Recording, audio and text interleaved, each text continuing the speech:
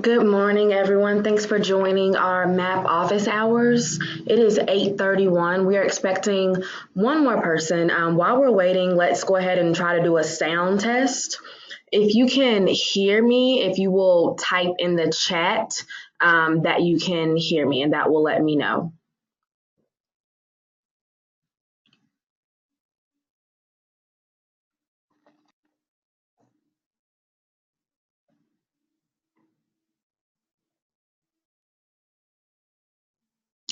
Thank you, Dr. Darla Barker.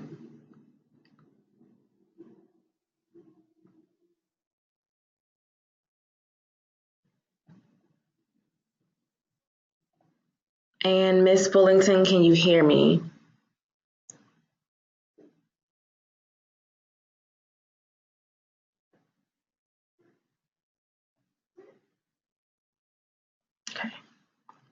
Ms. Bullington, if you can't hear me, then try to adjust the sound on your computer. It looks like the audio is working.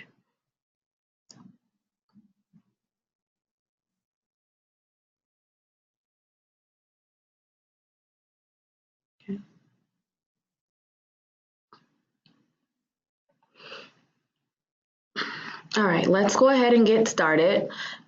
This time together is really meant for you to be able to get some answers to your questions as it regards to the MAP assessment.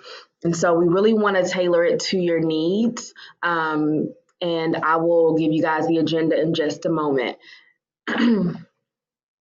Your session facilitators for today. So we have 4 different webinars going on today. And this is our data use for school improvement team. My name is Ashley Williams. I'm a specialist here in the Office of Accountability. And then we also have some other individuals joining us. I also have my colleague in the room with me, and she'll introduce herself, and I'll let her introduce herself. Good morning. I'm Claudia Allen, also data specialist in the Office of Accountability. Welcome. Kelly Cunningham, Tamara Eastern, Mary Paradinsky are the other school sites. All right, so here are the main objectives for our time today. By the end of our time today, we want you to be able to understand the key reports that you need to access student data and know how to use data from MAP reports to drive instruction. And our agenda for the day. And so we're really going to start off with that needs assessment so that you're able to get any information that you need in order to implement that data into classrooms. And then we'll do a refresher on some of the key MAP reports, and then we'll end with the question and answer period. Okay, so really quickly before we get started, I'm going to be unmuting you all. If you will say your name, your role, and what you're looking forward to getting out of today's presentation. Just say your name, your role, and what you're looking forward to getting out of today's presentation. Let's start with Ms. Barker. Dr. Darla Barker, literacy specialist, and I'm just here to gather information. But I also have a lot of schools who are questioning how the MAP information really aligns to our standards. That's come up multiple times, and I'm sure it's something you guys have heard too, and particularly with the new standards that we are adopting. Okay, so how does it align with our new standards? Okay. Yes. All right. We'll make sure to cover that. Ms. Bullington, if you'll introduce yourself, just tell us where you are, what your role is, and what you're looking forward to getting out of today's time.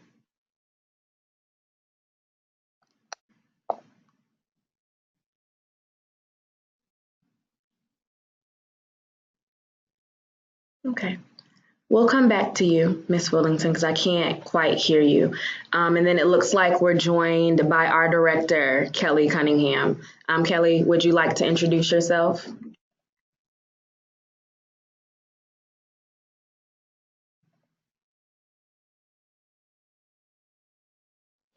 I've unmuted you all, so if you just make sure your computer audio is working, then we'll be able to hear you all.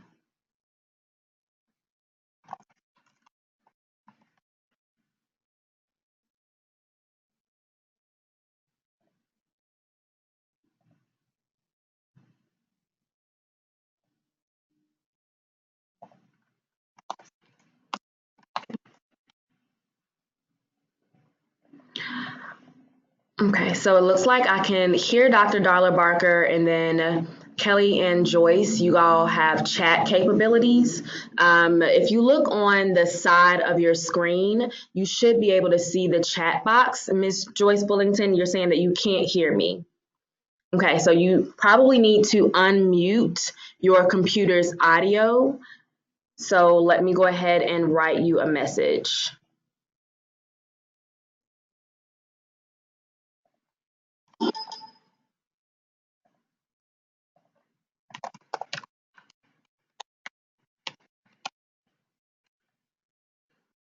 While we're doing that, Ms. Barker or Dr. Barker, we want to go ahead and address your question about how MAP aligns to the standards. I'll tell you a portion of it, and then we'll be able to see even more of it when we look at the reports. One of the things that the MAP assessment they have, as I'm sure you've seen before, is that linking study where they've studied exactly the correlation between students' MAP scores and what students get on the end of grade assessment. This was a normative data study that they conducted in 2015 when we were under the Common Core state standards. Currently, they have realigned any of those learning targets on the reports. They've aligned those to the new standards that we have, and they're also going to be doing another study just to be able to align it with those standards and how they show up on the EOG. So specifically, I'm thinking about math because we know we have new math standards, and we also have new English standards. And so once those tests are taken, they'll be able to norm those again. Claudia, do you have anything to add about how they are able to align that test to the standards? Yeah, you've covered it. That is aligned based on the new standards in the Learning Continuum now.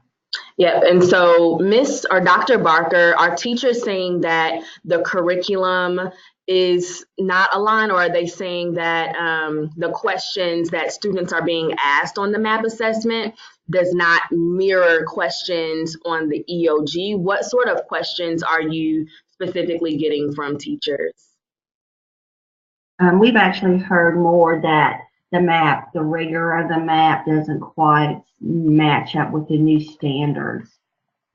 You can correlate standards easily and say, yes, this tests this, but they weren't always feeling that was a true statement in their opinion.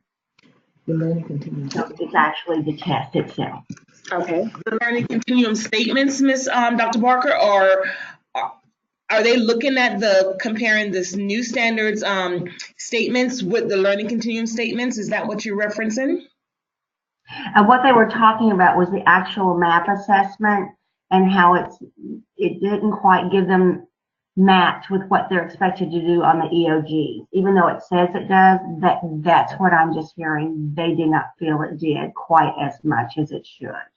So now because the test is adaptive, so I'm curious to know, are they looking at these questions over the student's shoulder to assess that? What are they using as the knowledge about the MAP assessment question and its alignment to the new standards? I'm just trying to figure out how they're making that judgment. Right. I actually heard more about the last standards, which they knew the new standards were coming. So I don't know, because I have not followed up with specific questions like you're asking, so I'm not sure. But I know they felt that the MAP scores, even though I know there's been a study with a correlation, several of my schools have said what they get on the MAP data did not compare with what the students do on the EOG. Okay. And I know it's adaptive, but that was the big concern. So it's not a matter of what I'm hearing you say, Dr. Barker, it's not a matter of the question alignment. They're looking at the actual student score and its alignment to what the student then produces on the end of grade in regards to proficiency levels. And hopefully what we can do is clarify how to use the Lincoln study to then fully understand, because what we find in our experience in working with schools, they're not understanding how to use the Lincoln study and interpret that to then accurately align the student scores that they're producing throughout the three benchmarks to what the predictions for and projections for the end of grade. So hopefully we can It could be. Yeah, that's Chloe. We're going to look at that linking study and really determine what it means, because a lot of times people will look at the RIT score and say, well, based on this, my student should have gotten a 3, when there's really more, it's more complex than that. And so we'll try to clarify that for you. It looks like Kelly and Joyce are still unable to hear. And it looks like so you have to make sure that you join the audio. So I'll make sure Kelly can know how to call in. I'm texting her right now.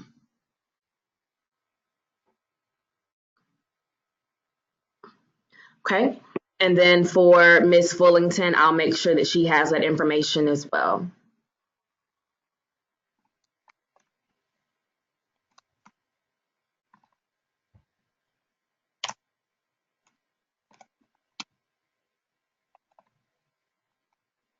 Okay. All right. So Dr. Barker, let's go ahead then and get into that linking study. What I'm going to do now, Dr. Barker, I'm going to send you a link to that linking study in the chat, and I'll make that available for everyone. And that will give you a virtual version of the study. Thank you. Yeah. Make sure I have the right link.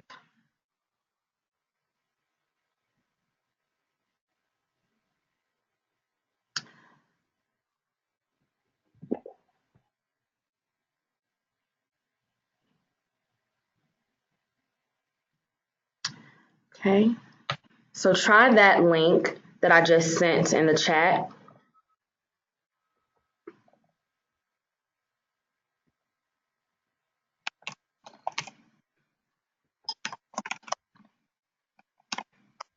And that should take you to a link of the linking study. If it does not, let me know and I can update it.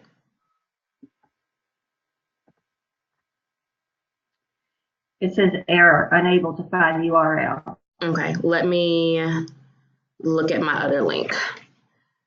Let's see, yesterday I was at Sharon.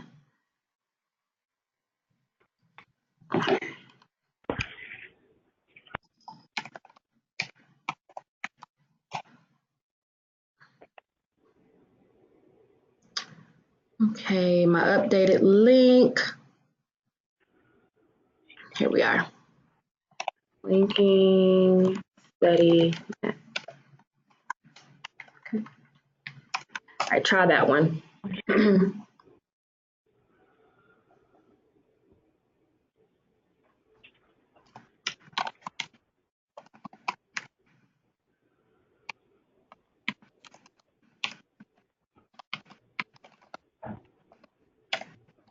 Yes, that one came up. Perfect. All right, so let's go ahead and walk through this linking study. Okay, so essentially what this linking study is telling us is the correlation between a student's RIT score and the EOG level. And so I'm going to go ahead and pull it up on the screen so you guys can see it. Let's see.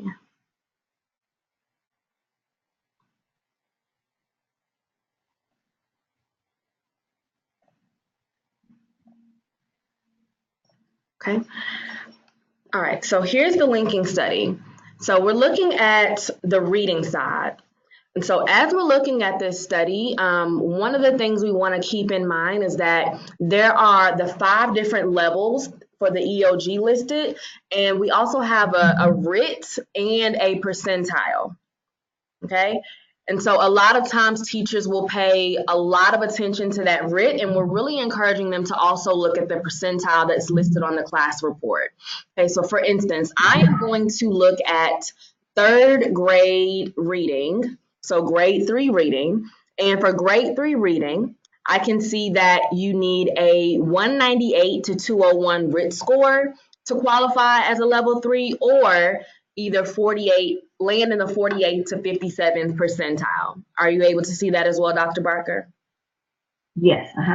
So the issue with teachers solely relying on that RIT band, one is the percentiles want to be more accurate, but especially when they're looking at if kids are going to be proficient, they think, okay, I just need to get my kids to level 3 and they'll be proficient. When we're looking at this this linking study, we can see that the window for level 3 is so narrow. It's a 198 to 201, and you can almost just about miss it.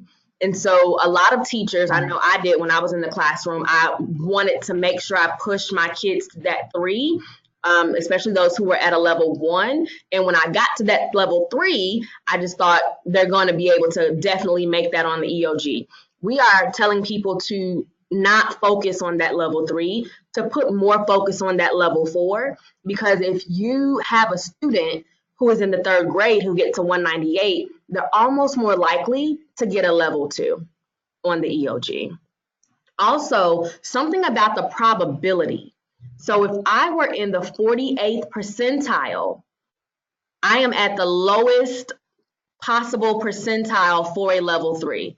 When I'm at that lowest level for any of those different EOG levels, I only have a 50-50 probability, a 50-50 chance of actually getting that level. So for instance, if I were at the 24th percentile, then I would have a 50-50 chance of getting a level 2.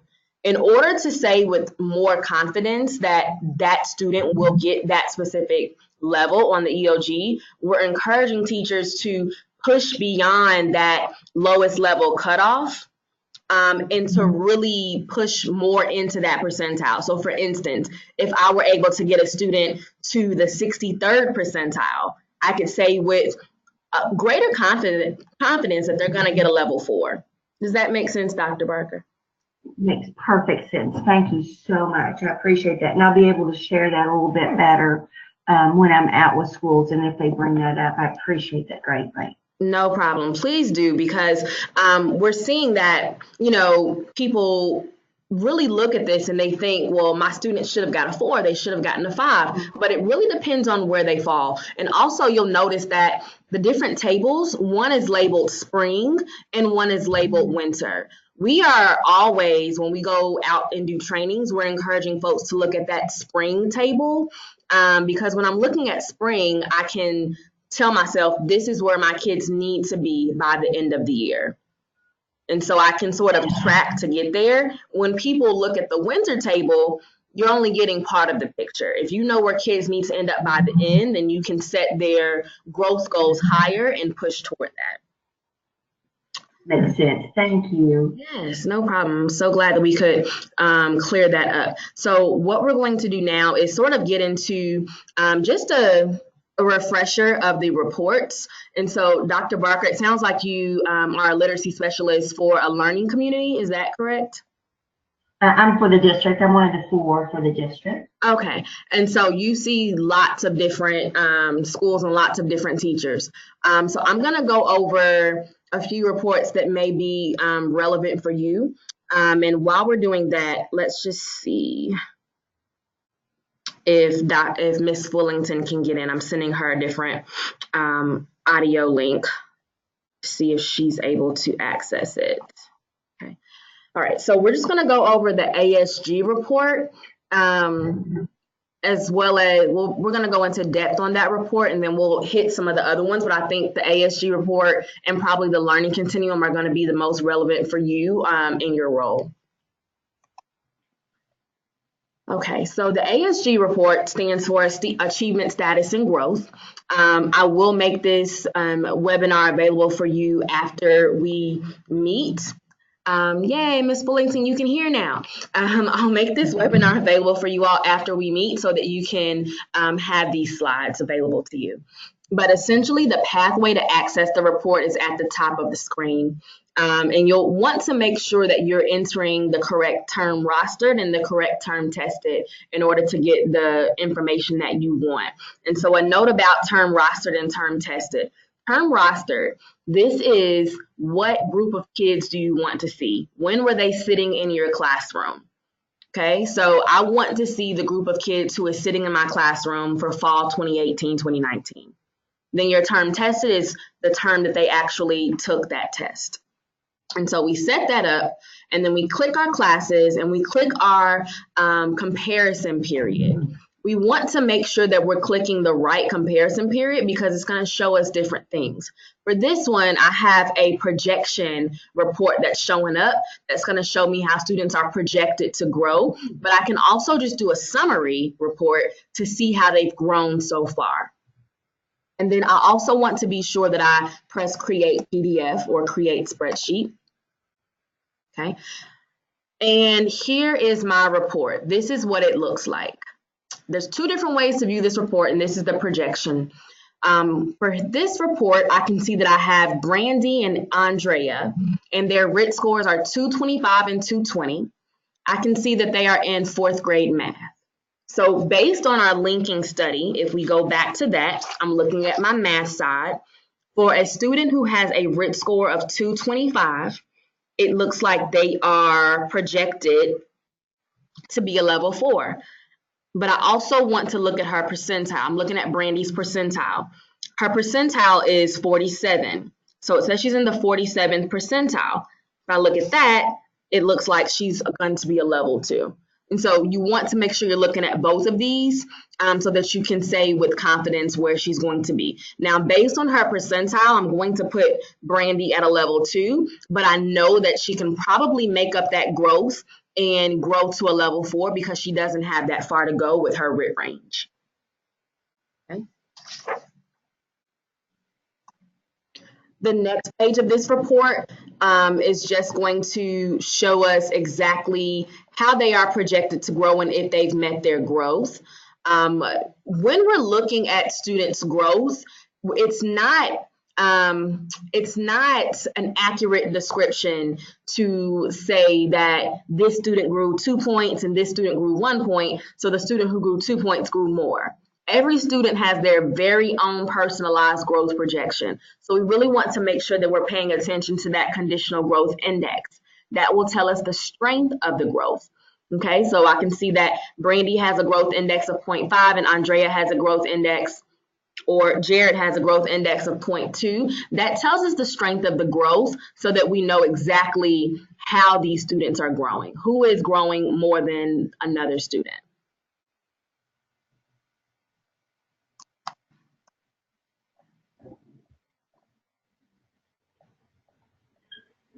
Okay, and this is just an overall view of what that page is going to look like. So we have, we want to know how they grew from fall to winter, and it shows us how they grew. It shows us their projected growth, their observed growth, and the growth index, and if they met their projected growth. Okay. So if I want to look at our student named Cashton Isidore, he's toward the bottom of the page. He's in 7th grade. It looks like Cashton Isidore did not meet his projected growth, and his conditional growth index was negative 1.8. So this is a student that I want to dig into more to be able to see exactly what areas of the test that he show signs of struggle with, so that I can address that with him on a one-on-one basis.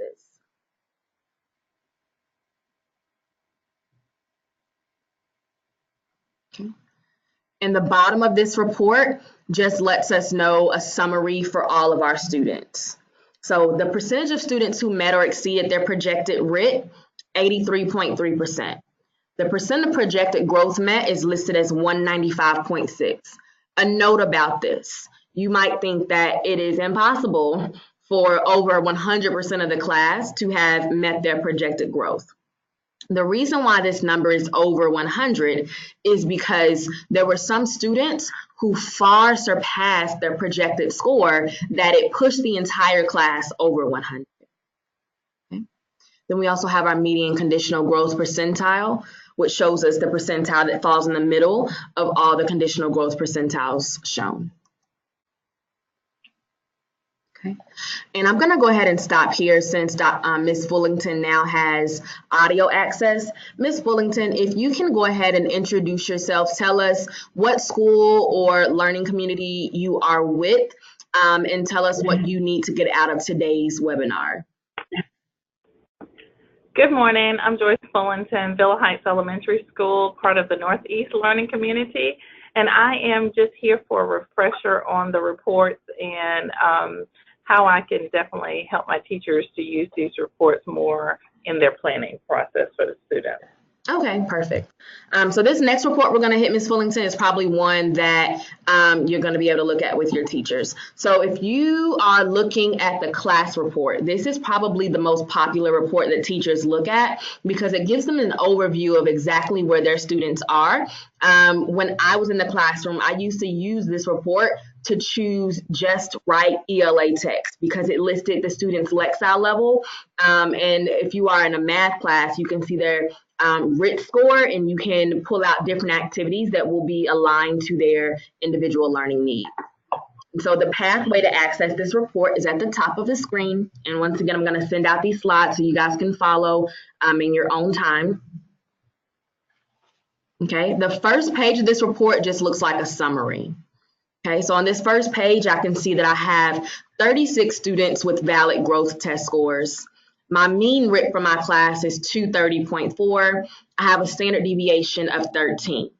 Then I can look at the bottom where I have these nice tables with lots of great colors in them, and I can see exactly how my students performed. Okay. So a note about standard deviation. This is where, as a teacher, I want to pay specific attention to. This lets me know the kind of variety that I have in my classroom. Do I have an extreme variety of learners? And that's important to know because if I do, then I definitely want to make sure that I'm differentiating instruction appropriately. And so if I look on these tables, the one that says overall performance, it says that I have 2 low learners, 0 low average, 8 average, 10 high average, and 16 high learners. So I would say that's a fair amount of variation in my learners. So I definitely want to make sure that I'm not just teaching one level of instruction, but that I actually differentiate and scaffold for my different learners. I also see my different goal areas, and this lets me know how I performed, how my students perform in each of those strands of the assessment.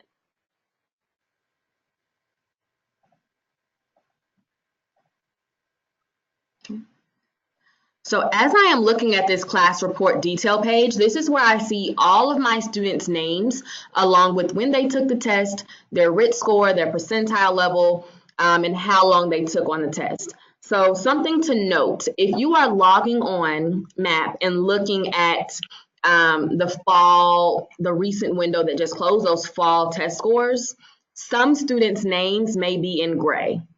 And the reason for that is because MAP actually will be able to sense if a student is rapidly clicking through the test.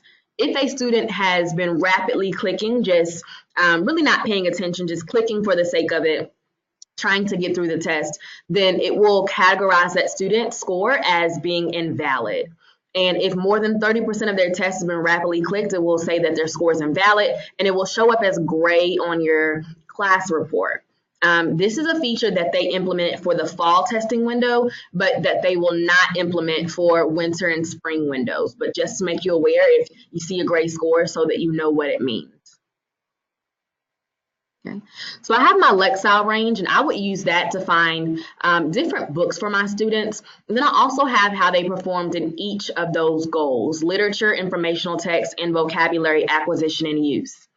Okay, so I want to pay attention here because just because a student has a decent RIT score or decent percentile does not mean that they are excelling in all these categories.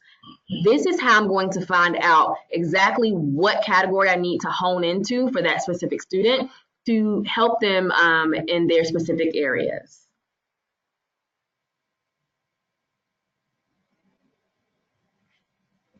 Okay.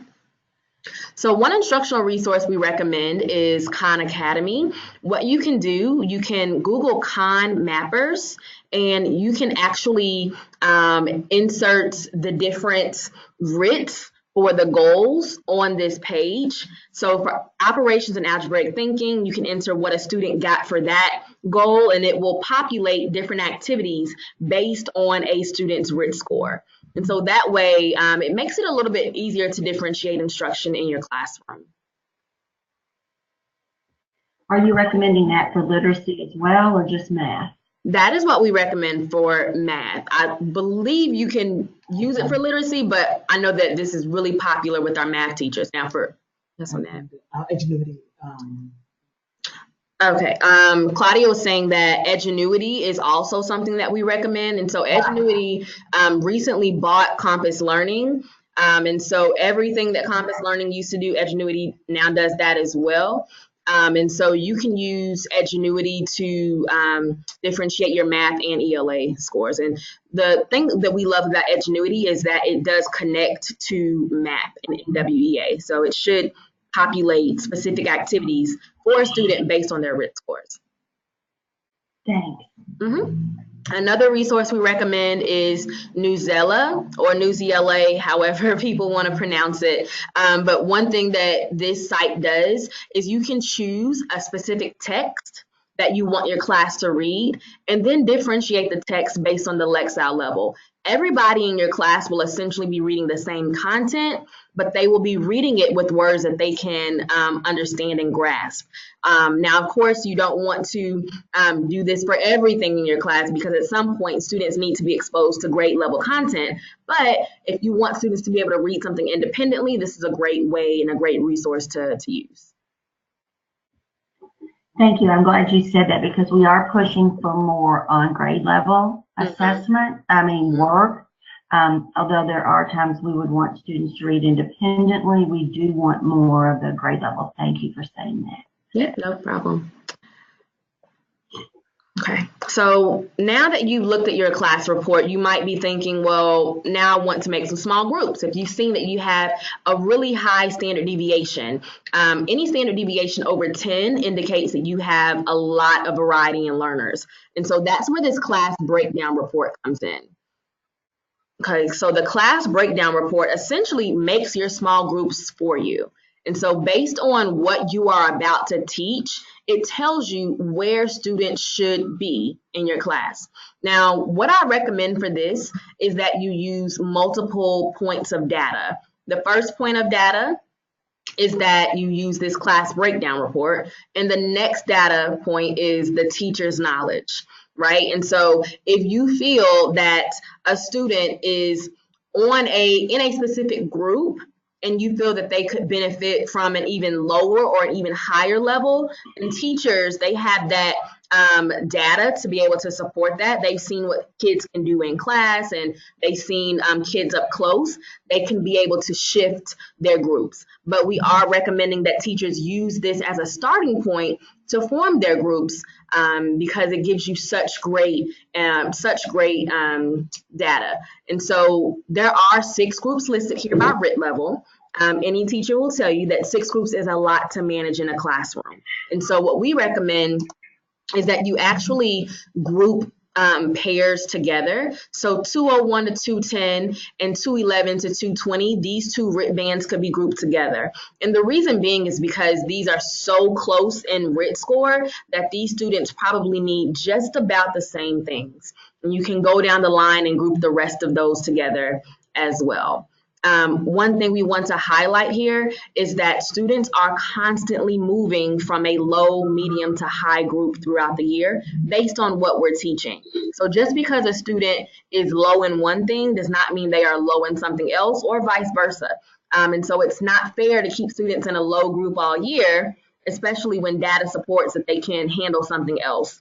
And it's not fair to keep kids in a higher group all year, especially if they need something a little bit lower for a different topic that you're teaching. So we really want to make sure we're paying attention to this to give students exactly what they need. And so, for instance, we can see this student SE Merritt, he's circled in green. For operations and algebraic thinking, he's in the group for 221 to 230.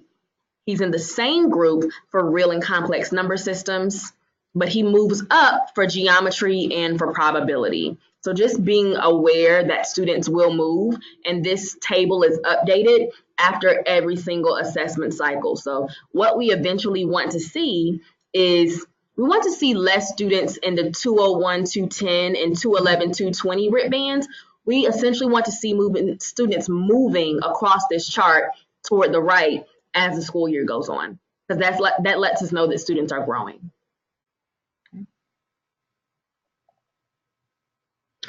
Also, the MTSS report in the portal the Navigator portal has been updated with the fall map data, so students can quickly identify students below the 5th percentile and between the 6th and 4th percentile, and etc. So a lot of people are using map reports to pull their MTSS students to identify them, and the MTSS report inside the Navigator portal already has that information readily available, so you don't have to go class by class. Yes.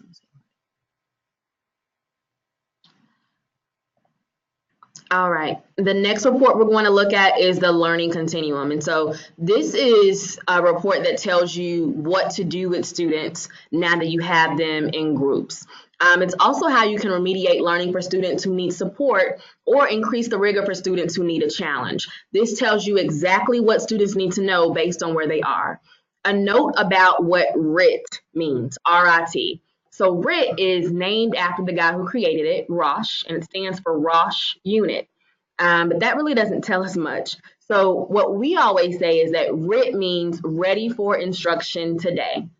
And so this learning continuum tells you where students are ready for instruction today. What can I teach today that this student will readily grasp? What are they ready for today? And so the Learning Continuum puts standards and skills on a framework based on their RIT score to tell you what they already know and what they need to learn next. And it also will, going back to Dr. Barker's point, it will also categorize students based on what they need to know for specific standards. And these standards have been updated based on our new standards.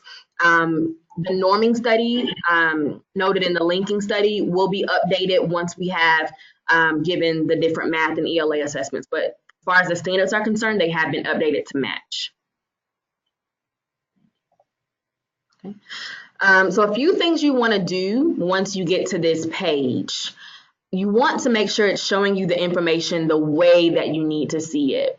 And so you're going to click Edit Display Options. And instead of grouping by topic, you are going to want to group it by standard, since we are a standards-based district. And then you select the grade level of the class, and then you click Close. And it shows you your entire class and where they are ready to learn today. So for instance, Dion Redner is ready to read and interpret data from a histogram. He's also ready to read and interpret data from line or dot plots. Okay. When I look at this learning continuum, I'm also looking at my linking study at the same time. So based on a specific grade level, I can see what is the RIT for a level 4. Where does that level 4 start? To see if students are ready to learn things that are going to push them toward that level 4, or are they learning at a lower level? Do they need to remediate some of those foundational skills? Okay, one thing to note is if you look at this learning continuum and you are seeing students' names who are not on it, it probably means they're in a different grade level. And so once we populated this report, we click the grade level for our classroom. If you have a 7th grade classroom and you are not seeing students' names, you may either need to click grade 6 or grade 8, because it may mean that they are either below where they need to be or a little bit ahead of where they need to be. Questions about the learning continuum?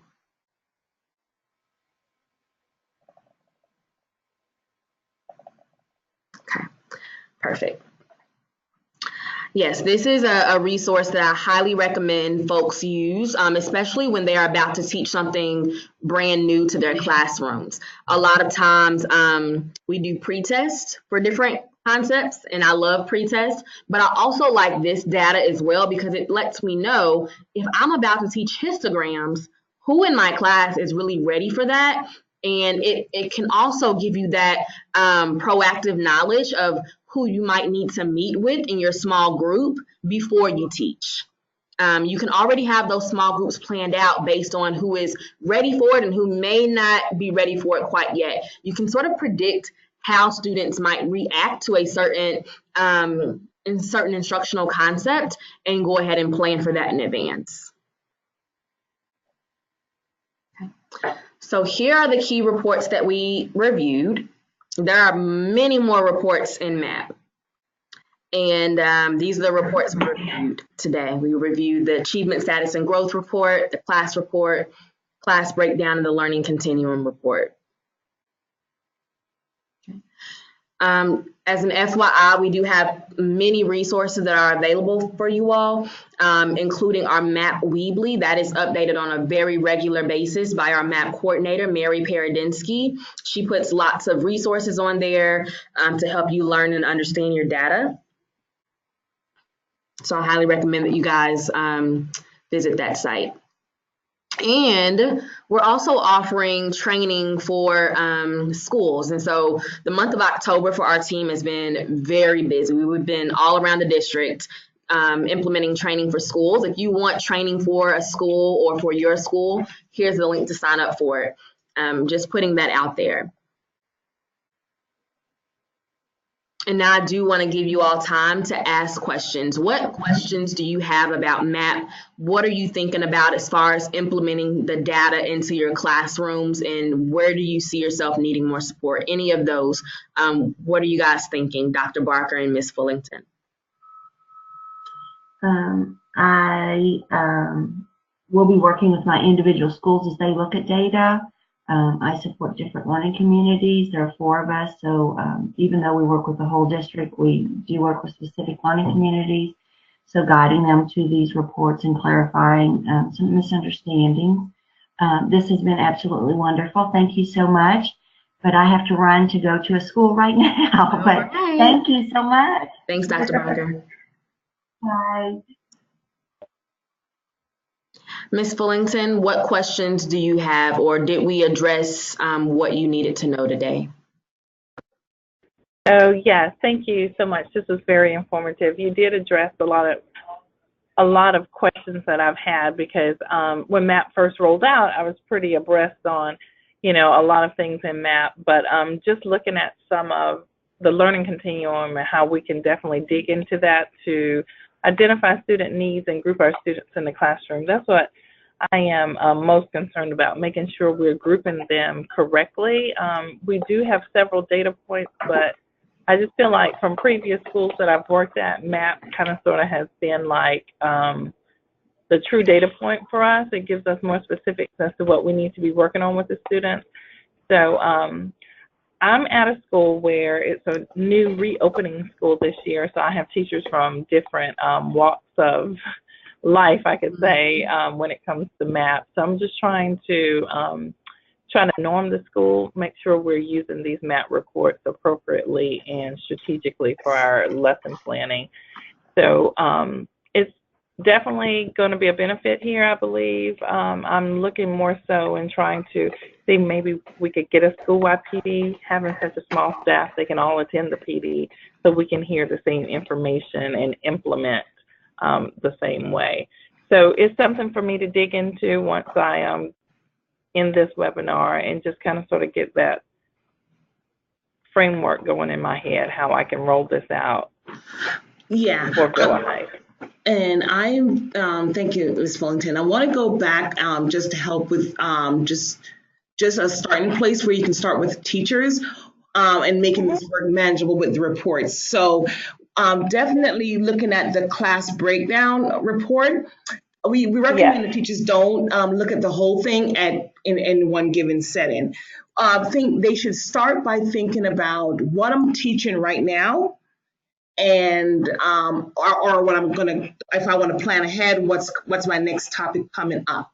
And then, so for example, if I'm teaching algebraic operations and algebraic thinking right now, I would just go specifically only here. I would not focus on the other 3 areas. I will go just into that topic to see my groupings, and then go into the learning continuum. And even when you get to the learning continuum, to even be more strategic and looking at the specific goals, standards that I'm getting ready to teach. So again, not focus. If I'm not doing I don't know all the math standards, so excuse my lack of knowledge. Yeah, you're good. If you're not doing an MB4, yeah, I got you. I am not going to look at NBT 2.5, 2.4, 2.6, and 2.7.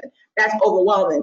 So I'm just going to specifically look at what I'm getting ready, or what I'm teaching to get ready to teach, and then when I go into the Learning Continuum, focusing on that one thing I'm getting ready to teach, and then so where are my students in that area? What are they ready to learn, and what's their next pathway to get to grade level proficiency? And because when you get in here, if you look at everything, it's very overwhelming. So that's where we say to take it slow and not. And if they could only do it with one standard or one content area right now, then to do that until they develop their proficiency, because we want them to use the tool and the resource and not be overwhelmed. Okay, I agree. Thank you for that. Yes. Thank you, Fullington.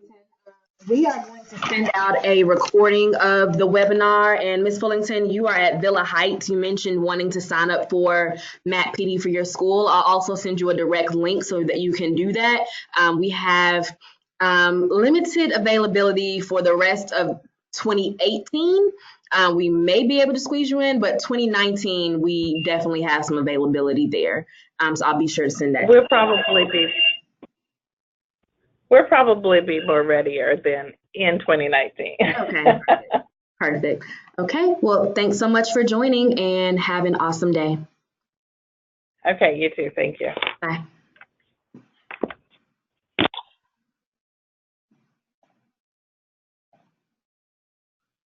Kelly, are you there? Yes, can you hear me? Yes. Hi, Kelly. Hi, I'm sitting over in you guys' area.